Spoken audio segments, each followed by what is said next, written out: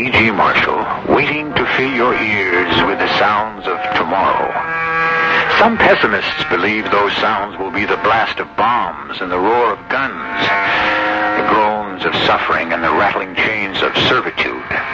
Personally, I take a happier view of the future, but in the story you're about to hear, those bombs have burst, those guns have roared, and the people have groaned. But this particular war of the future is over.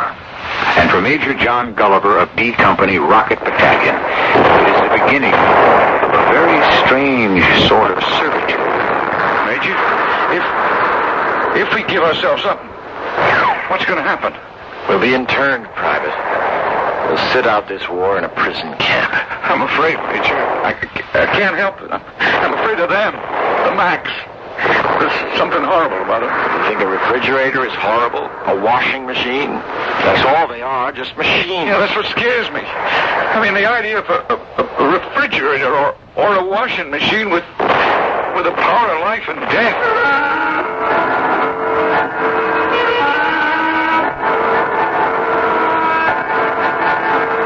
Our mystery story, Prisoner of the Machines, was written especially for Mystery Theater by Henry Slessor and stars John Lithgow. With Act One.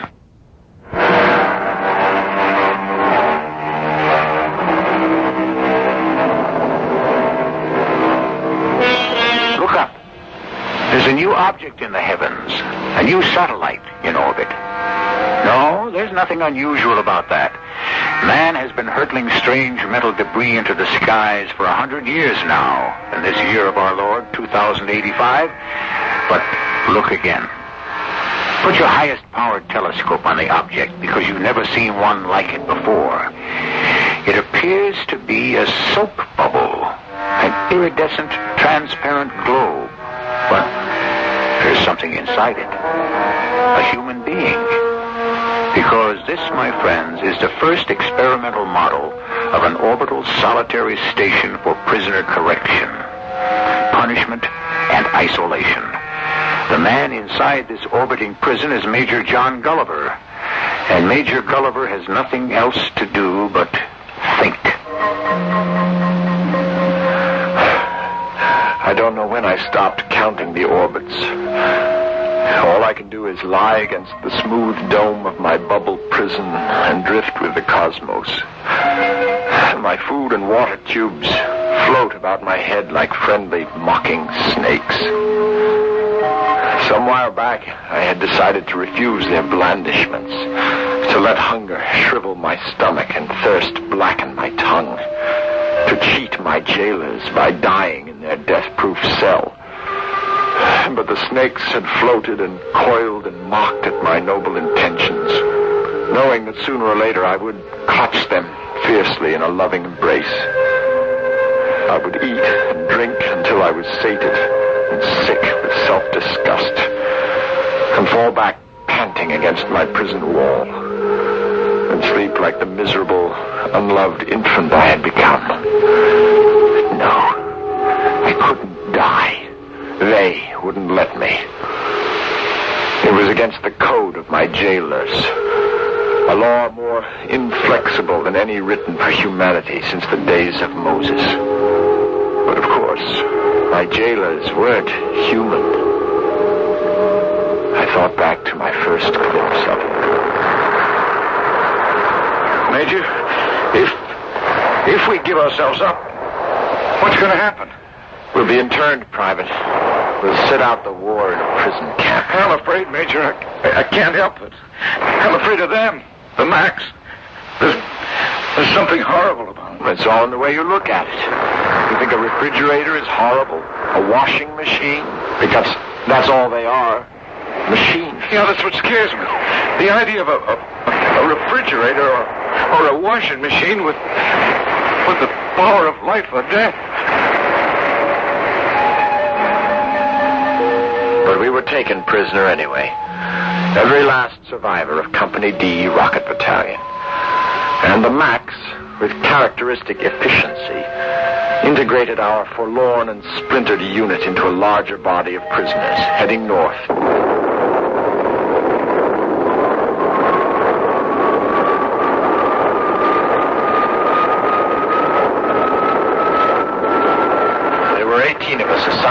Transport D-85, including the 2 MAC guards. And for a while, a rumor persisted that we were heading for the moon base itself. It wasn't true, of course. Our destination was the uncharted asteroid they called Prison 1. But the rumor excited us, because it would have been the first time any of us had come face to face with the enemy on the moon. Since our outfit had been organized, we had fought nothing but Macs, and never even seen a rebel. Sometimes it was hard to believe they existed at all, even if the War Department bulletins still talked about rebel ships and rebel losses. But it had been a long time since we had heard official word about anything. Major, can I talk to you? Of course, Morley. You don't have to whisper. The Macs can't hear us from here. Oh, I don't know about that. For all we know, they got superhuman hearing. Well, what's the difference? You're not plotting to take over the ship, are you? Oh, I tell you, Major, a couple of the guys were wondering. See, Henderson there, he's got a pilot's license. Oh, for what? A space buggy? You think you could pilot a transport this size? If we could get it away from our 2 friends up in the control room. Yeah, but that's it. There are only 2 of them. For sure, and either one of those Macs could blast us all into talcum powder in 1 second flat. You know something, Major? I've never seen a Mac so close before. Look exactly alike, don't they? And they all look alike. They all came from the same cookie cutter. You know what Corporal Claiborne calls them? Laurel and Hardy. Funny man, the corporal. Still, the things I hear, Major, is it true that they eat human flesh? They're nothing but mechanical weapons, like tanks or artillery. But they think, Major. They figure things out. I hear they're smarter than we are. Then how come the rebels had to retreat to the moon base? We're beating them, Private. We're beating them good. That's why the Macs are taking prisoners now. The rebels are adhering to the old Geneva Convention rules, paving the way for leniency in case they get licked. And they will be, soon. Hey, thanks, Major. You made me feel better.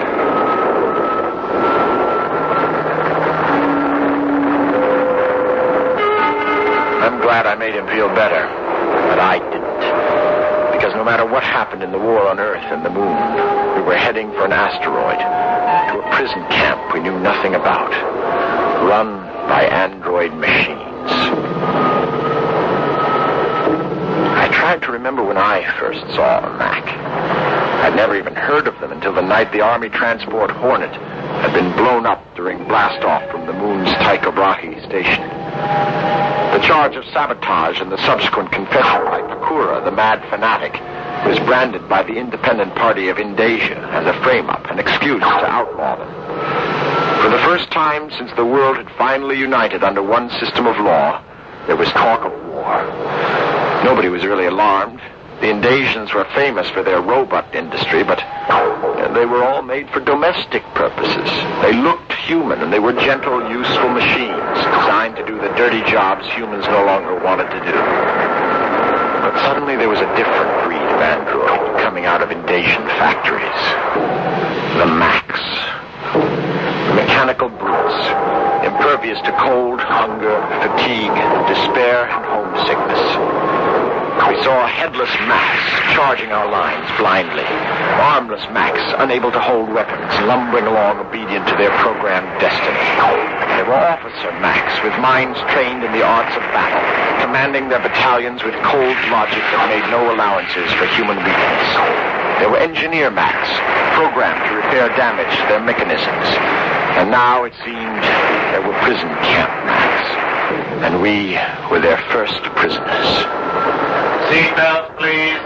We will make landfall at Prison Asteroid 1 in 10 minutes.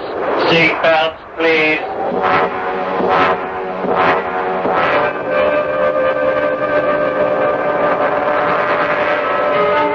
Prison Asteroid 1 might have been a prison compound in any country, in any war. The muddy grounds were filled with prisoners and their non-human guards. There were to be 1,400 of us on that grim rock, where no walls or fences were needed to contain us all. The camp looked like a model of military penal institutions, with 26 neatly spaced barracks, a processing station, a mess hall, and administration buildings. There was a great complex that housed the oxygen-producing machinery, the hydroponic food factory, machine shops, spaceships' hangars. An intricate system of scanners covered every inch of the place, sending information back to the computer called SCAP. SCAP. Scanning, control, and movement of prisoners. Machines, lousy bunch of bolts. Maybe they can fight, but they can't outthink us. Can you, Major? Well, maybe not. But we're the prisoners, Private. Yeah, but not for long. Not for me, anyway. Attention! All prisoners will file by counter A. Take one PSC and strap it about his wrist. Repeat. Prisoners will take one PSC from counter and strap about wrist. Prisoners failing to wear their PSC at all times will be turned off. Turned off? Do they mean killed, Major? I guess that's what they mean. So you wear that thing, Private. Yeah, but what is a PSC? Personal speaker command, so the Macs can deliver their commands to us individually or collectively. Prisoners will remove clothing and place in disposal bin. Prisoners will then pass through disinfection room and receive clothing ration. Any prisoner causing unnecessary delay will be turned off.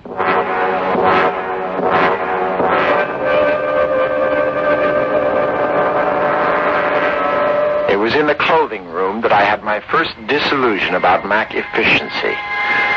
The prison uniform, consisting of fatigues, socks, thick leather shoes, a cap, and a field jacket, came in only one size. Wrong. When we emerged from the processing area, we filed past a Mac who was handing out barrack assignments from a clipboard list. The system was simple. I was sent to Barrack G, along with Galwest, Grady, Gunderson, Gruber, and every other prisoner whose name began with G. The system, however, had a flaw which never occurred to the mechanical brains of the Macs. Barracks G had accommodations for some 150 prisoners, but there were less than 60 of us whose names began with G. Barracks S, on the other hand, was overflowing with prisoners, some 400 of them, milling about the bunks and wondering what to do. The situation was so ludicrous that I felt like laughing. But I was sobered up when I met Sergeant Zilkowski, and the pudgy little man grabbed my arm and babbled. They're putting me by myself, Major. They're sticking me in a barracks all by myself. Take it easy, Zilkowski. It's just temporary. They'll straighten it all out. But they won't. You know the Macs, Major. Once they get an idea in their heads, once they've been programmed, they don't change. Well, they'll have to. When they see what's happening, it's... I'll be all alone. Just because my name begins with Z. I won't have anybody to talk to. You gotta help me, Major. You gotta do something.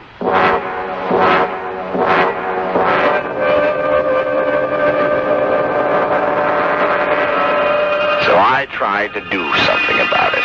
I stuck my neck out. And that was the beginning of it.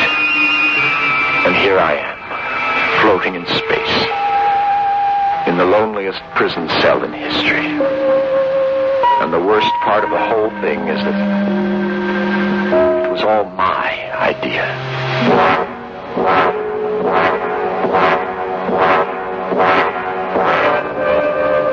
A prisoner in orbit. That definitely comes under the heading of cruel and unusual punishment. But what can you expect from a machine? Anyone who's ever lost money in a vending machine or stole their car on a freeway knows that machines can be tricky and temperamental and turn against you at any minute. But how will Major John Gulliver and the prisoners of the asteroid deal with their machinery problems? We'll find out when I return shortly with Act 2.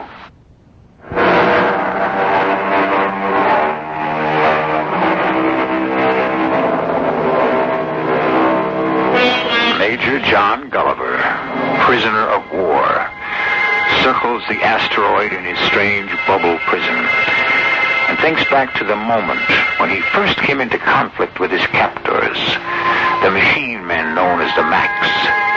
Major Gulliver wasn't the highest-ranking officer in the prison compound, but he must have been the most nervous officer among them when he was finally given audience with an android who wore silver bars on his artificial shoulders. Major Gulliver, my name is Captain 174-B. I am Adjutant to General 6, Commanding Officer of Prison 1. Won't you sit down? Thank you. Our CO has asked me to discuss an assignment with you, Major. Wait a moment, Captain. I came here to discuss a problem. Yes, Major, we received your request through proper channels.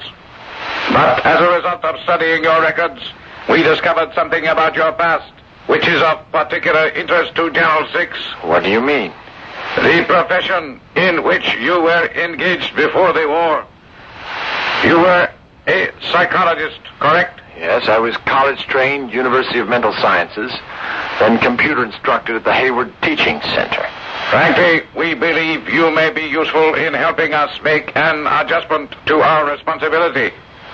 This is our first prison camp, you know, and we are anxious to conduct it along satisfactory lines. Don't you have any Indasian advisors? No.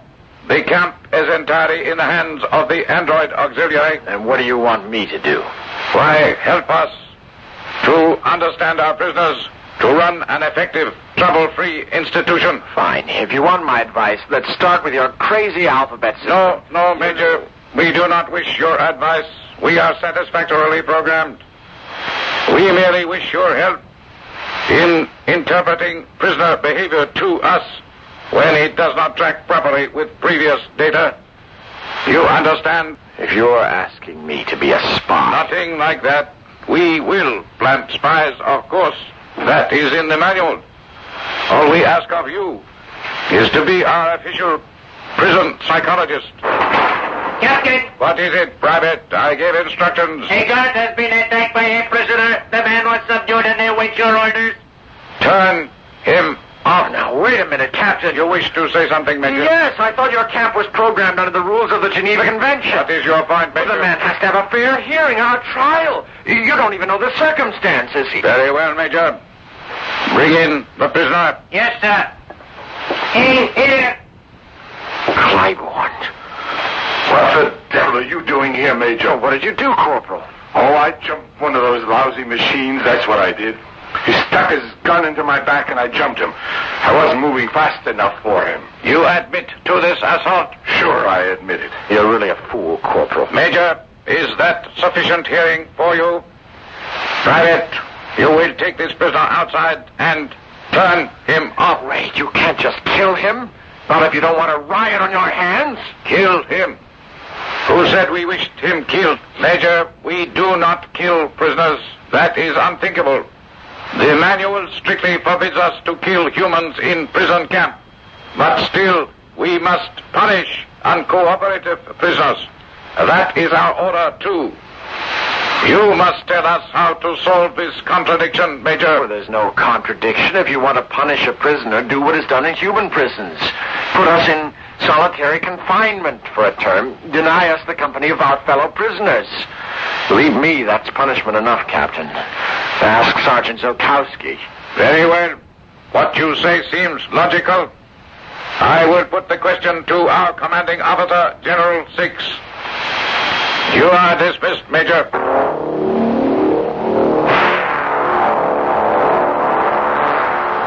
I went back to my barracks and told everyone whose name began with G, the good news.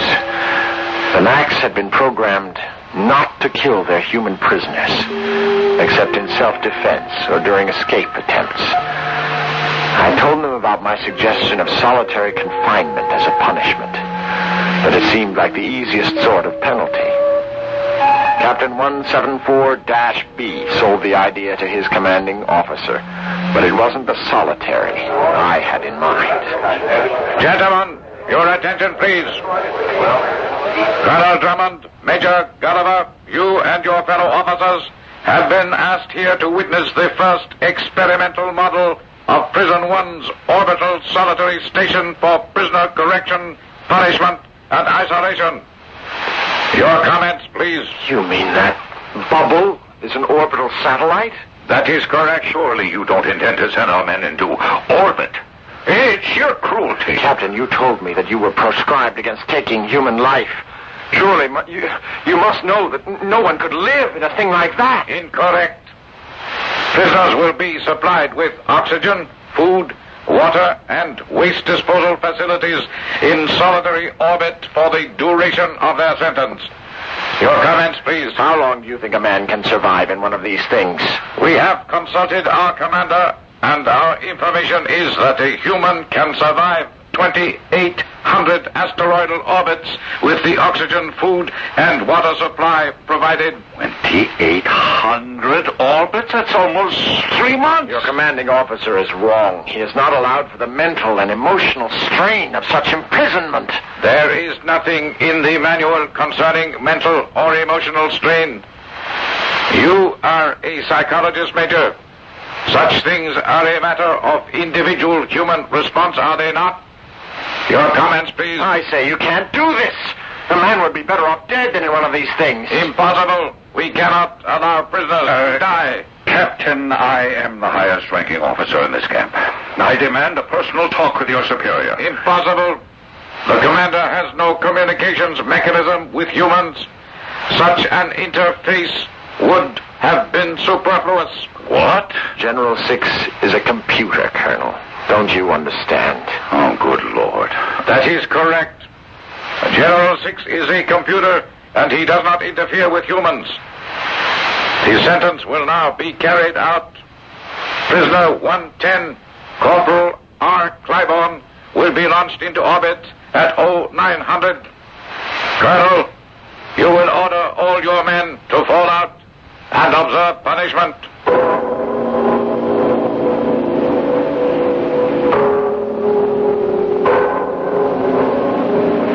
Major, it's not really true, is it? They're not really going to do it. One thing about the Max, Private.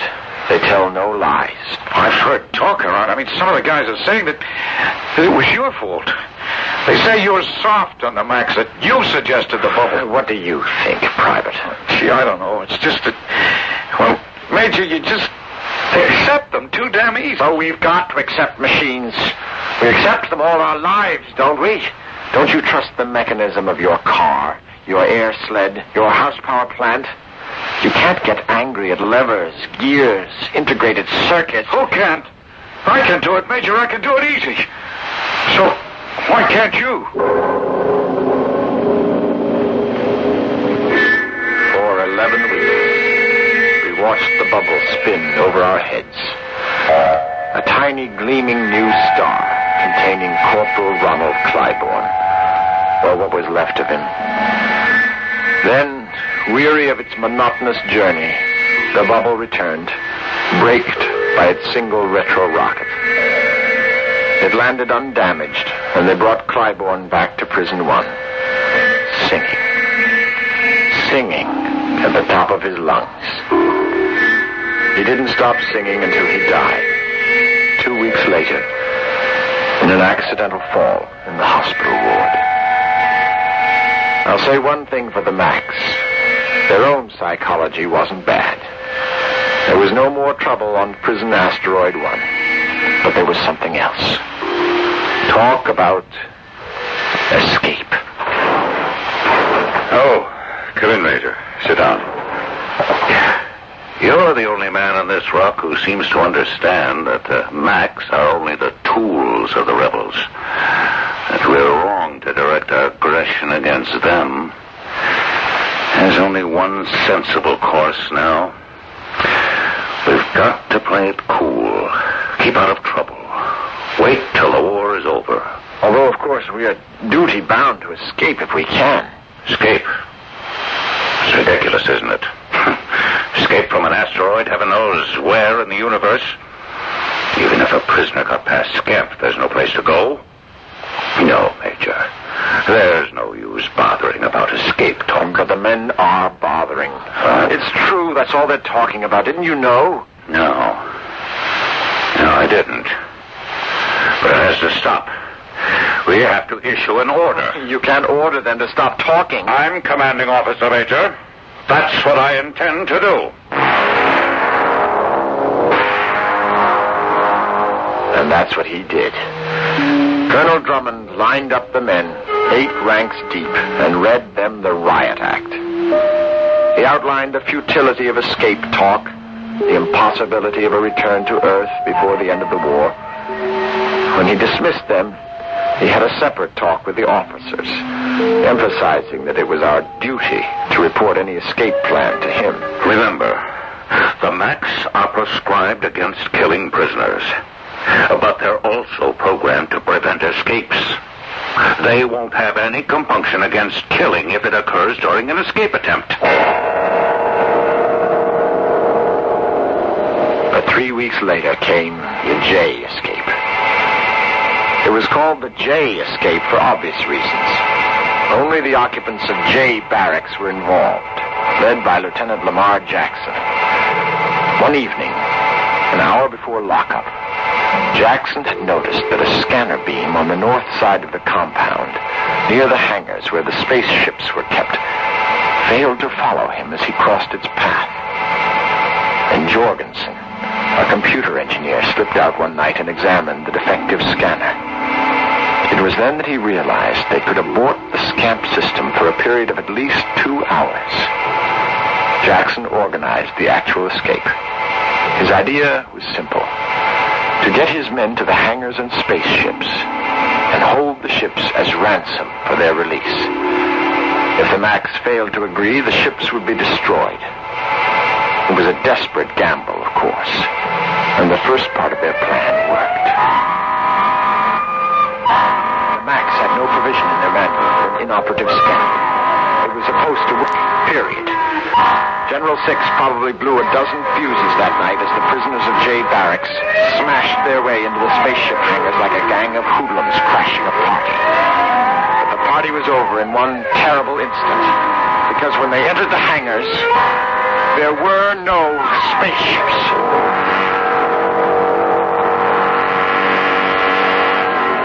Every transport had been dismantled. The hangars were empty. With the camp filled to capacity, the machine minds of the Macs assumed they had no further need for space vehicles. And now we knew why Prison 1 was truly escape-proof. Because our guards were prisoners, too.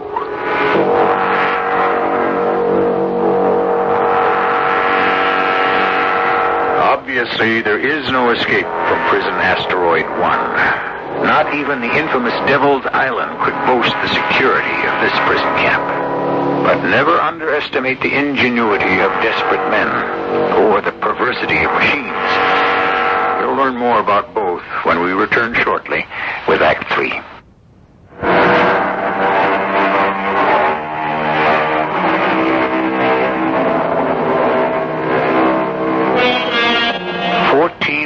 Died in the escape from Barracks J. 14 prisoners named Johnson, Jacobs, Jorgensen, James, and so forth. But 4 men were taken alive by the android guards and faced the punishment of the bubble. The terrible 3-month isolation in space, which no one had yet survived with their minds all in one piece. But one of them, Lieutenant Lamar Jackson, did survive his 3-month imprisonment. And his first visitor in the prison hospital was Major John Gulliver. Can you talk about it, Lieutenant? Can you tell me how it was out there? It was dark, Major. Dark and full of nightmares. But you made it. You're a tough guy, Lieutenant. The whole camp's proud of you. You've got to be very still. You can't move around in that thing. Every little move spins you around, changes the axis. You get disoriented every few seconds. And then you start getting ideas that you're not alone.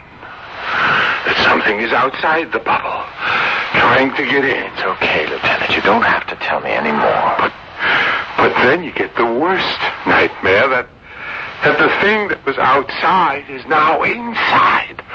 And it's touching you. That's when it really gets bad. I understand. You tell the boys to stay out of trouble, Major. Stay out of trouble. Stay out of the bubble. The lieutenant was crying, and his tears made me determined to keep anyone else out of that damned bubble. But the escape talk went on. One afternoon, a committee of 3 men came to see me. 2 shave-tail lieutenants and a captain. We're crashing out, Major. You're doing what? We figure the only way to do it is en masse. The whole camp. Now, We need a leader, and we think you're it. That is, if you change your mind about being reasonable with these beauties. Well, have you? You're a fool, Captain. Maybe so. And I don't think much of you either, sir.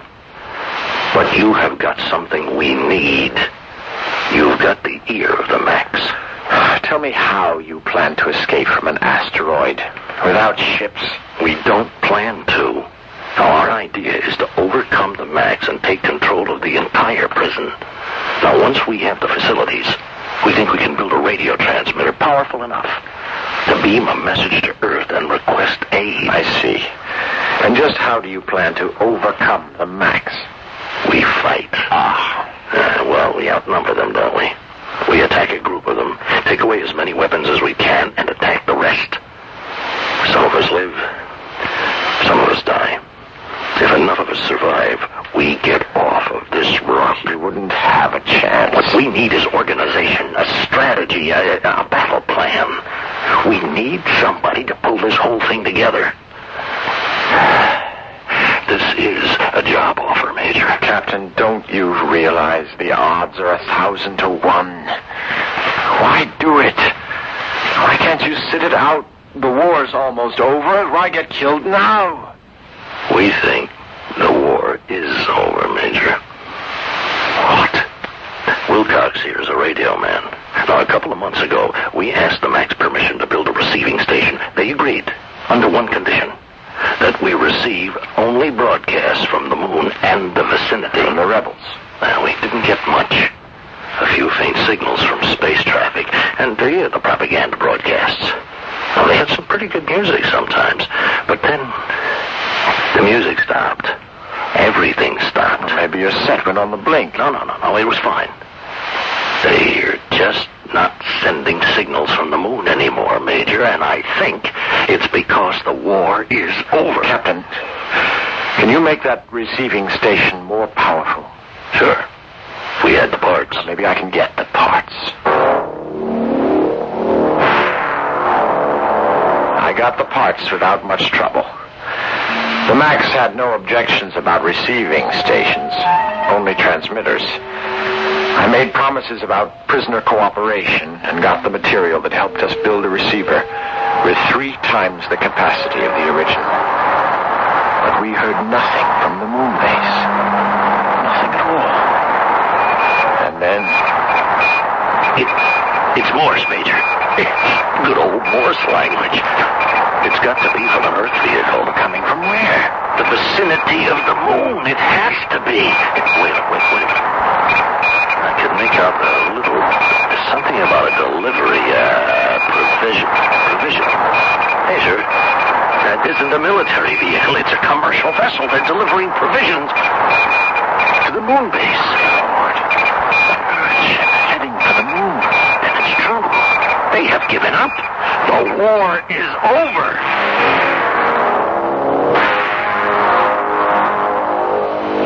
Colonel, it's the truth. The war is over. It's been over for months. And yet we're still prisoners of the Max. How do you know this? We picked up radio talk from Earth. The moon base doesn't exist anymore. Neither does the invasion army. They're all gone. Wiped out to the last man. All right. Let's say that's true. In due course, the Max will disband Prison 1 and return our men to us. Really? Who'll give them orders, Colonel? Don't you understand? Their masters are gone. The Max won't do it on their own. They're programmed to run a prison camp, period. They'll never let us go. I don't believe that, Major. But the men believe it. That's more important.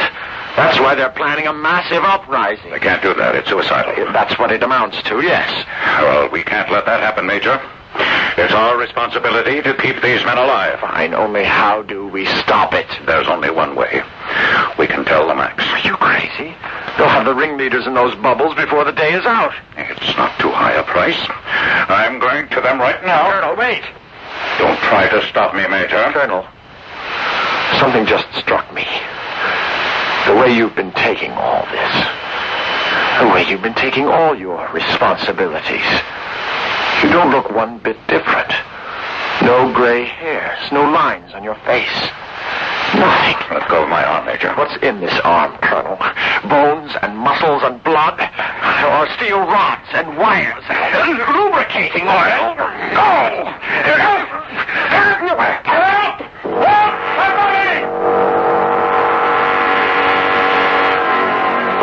Good morning, Major.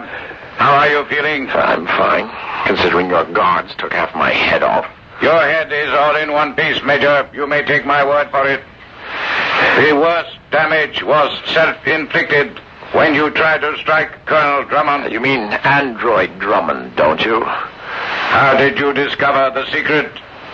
It was our belief that the Colonel was a fine humanoid specimen, indetectable from the real thing. He looked human, all right. He just didn't act human. Well, what time does the balloon go up? I beg your pardon. I expect my bubble is waiting for me. There will be no punishment, Major Gulliver. In destroying our secret agent, you merely acted in the interest of your men. Incidentally, you are now the highest-ranking officer among the prisoners. The war is over, Captain. I've told you that 1,000 times. We still have no such information.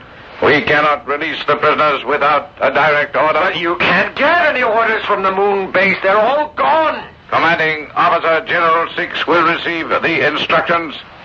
Until then, we go on as we have. I want to see him. I want to see your commanding officer. General 6 does not interface with humans. I'm not just a human. I'm the highest-ranking officer, remember? I insist, Captain, and if I'm denied, you won't get any more cooperation from me.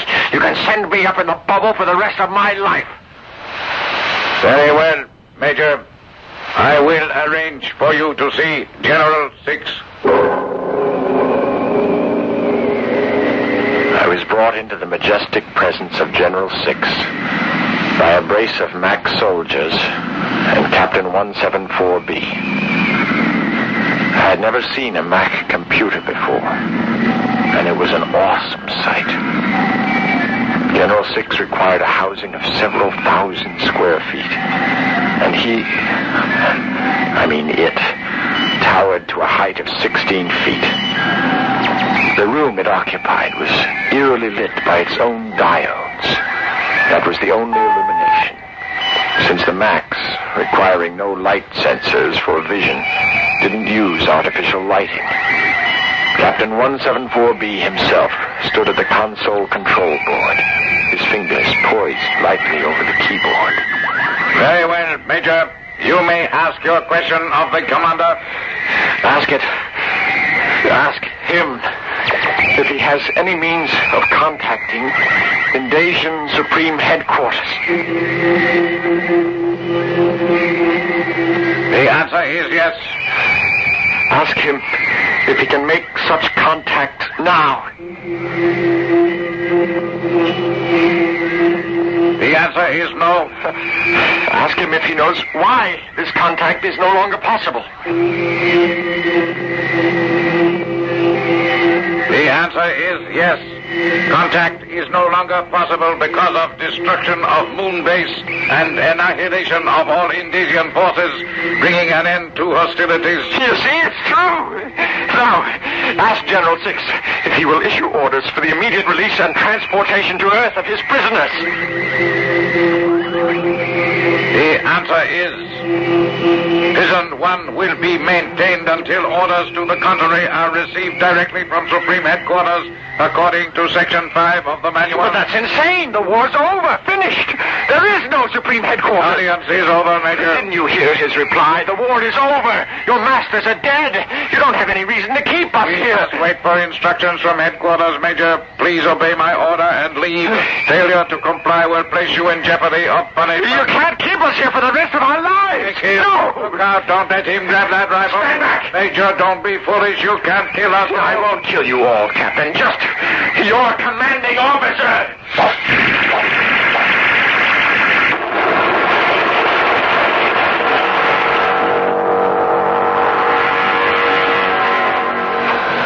And so, I was condemned to my dark little prison, where I flirted with the cosmos for 3 long months. And when I came down, I was insane.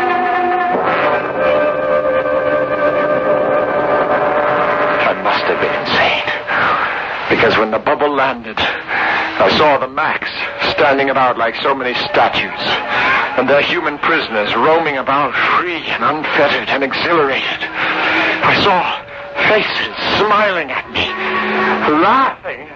I hadn't heard the sound of laughter in years. There could only be one explanation. I was mad. No, Major, no. You're okay. We're all okay. But what happened? It was only a week after the launch, you see. The Macs were going nuts, trying to repair the damage to their mechanical commanding officer. But they didn't know how. They got so desperate they called in some of our guys, see, computer engineers, just to help them. Well, our guys went to work, all right. They rigged General 6 to give one order, the only one that mattered. Turned off. They were told to turn themselves off. That's it, Major. We turned them off. We pulled out the plug of the machines. And now Wilcox is rigging up a transmitting station big enough to contact Earth. Hey, we're going home.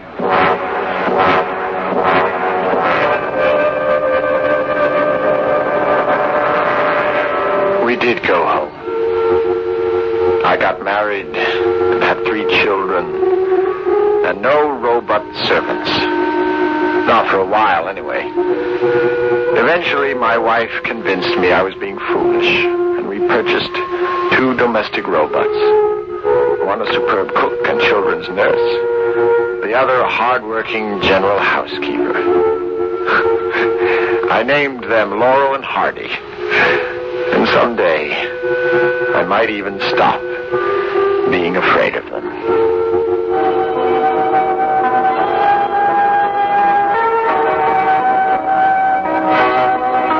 And so Major John Gulliver and his men are back on Earth, back where it all began. Will machines one day destroy us? Of course not. We can handle them. Or can we?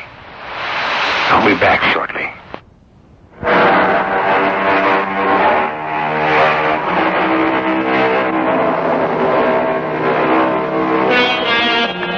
Some wise man once said, one machine can do the work of 50 ordinary men, but no machine can do the work of one extraordinary man. We think that's going to be true in the future as it has been in the past. The question is, what will the machines think now that we've given them brains? We may well be entering the age when man's own inventions will be in conflict with man himself. Our cast included John Lithgow, Ian Martin, Earl Hammond, and Ray Owens. The entire production was under the direction of Hyman Brown. And now, a preview of our next tale. If you feel you can't, well, you can't. But as I said, you're in no real danger now, and you won't be until he brings up that little matter of insurance. Jane, you can do it. You must. All right. Good girl. And one thing more. Yes? He doesn't remain long in one place. He kills and runs, you might say.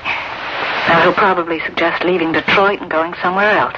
If he does, and we're positive he will, go along with him. Don't cross him.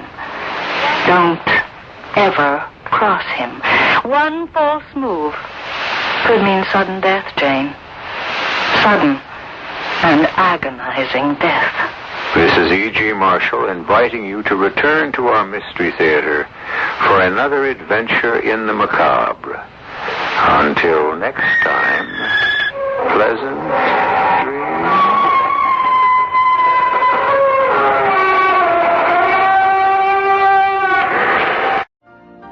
You've been listening to the OTR Gold Network. Find more classic radio at otrgold.com.